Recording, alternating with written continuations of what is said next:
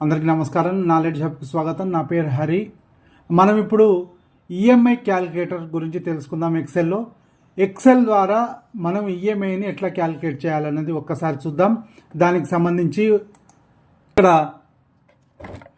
EMI monthly EMI ఎంత పడుతుందో చూసుకోవడానికి ఇక్కడ ఈజ్ ఈక్వల్ తర్వాత పిఎంటి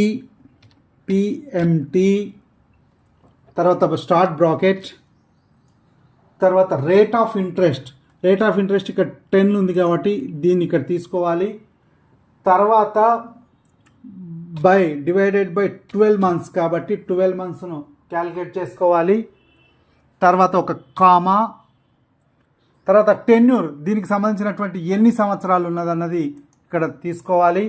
తీసుకున్న తర్వాత ఇంటూ మల్టిప్లై 12 మంత్స్ తీసుకొని తర్వాత comma minus loan amount enter EMI enter చేస్తే మైనస్ లోన్ అమౌంట్ చేస్తే ఈ అమౌంట్ వచ్చేస్తుంది. 50 lakhs లోన్ తీసుకున్నట్టయితే 10% ఇంట్రెస్ట్ అయితే, టెన్యూర్ 10 years అయితే ఇక్కడ 66,075 రూపీస్ 37 పైసా వస్తుంది. మనం ఇక్కడ 5 years టెన్యూర్ చేసుకున్నప్పుడు ఇది మారిపోతుంది. తర్వాత ఇది 15 years టెన్యూర్ చేసుకున్నప్పుడు ఈఎంఐ రేట్స్ మారిపోతుంటాయి.